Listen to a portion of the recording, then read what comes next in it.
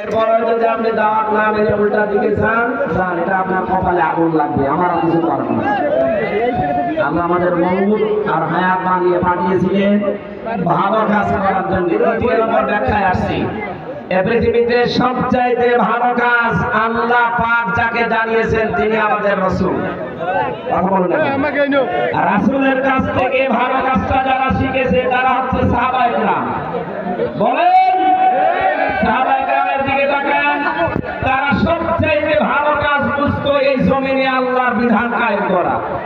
এই জন্য মাস মুআউযের মতো মাত্র 12 বছর 13 বছরের বালক ভালো কাজ এটা জানার পরে নিজের ঘোড়মুড়িকে উঁচু করে জিহাদের ময়দানে যাওয়ার জন্য চেষ্টা চালিয়েছে।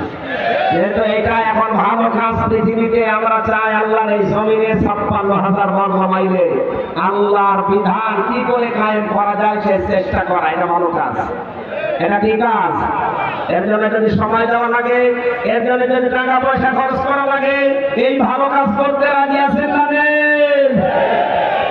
53 বছর বাবা চালিয়েছে, স্বামী চালিয়েছে, চাচা চালিয়েছে, বোন চালিয়েছে, ম্যাডাম চালিয়েছে।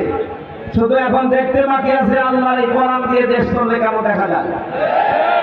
আমার বড় আশা এটা দিয়ে বাংলাদেশ চলছে, এটা যেন দেখে মরতে পারি। কারা কারা এটা চান দেখি? লিল্লাহি তাকবীর।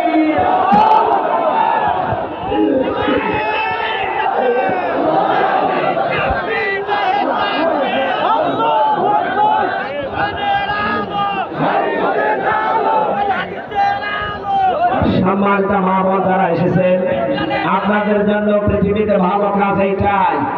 আপনার জমিনে আল্লাহর দ্বীন কায়েমের জন্য আপনার সন্তান, আপনার স্বামী, আপনার ছেলে, আপনার জামাই তাদেরকে আপনি রেডি করে দেবেন। আল্লাহ কবুল করুন। আল্লাহুম্মা আমিন। লা ইলাহা ইল্লা আনতা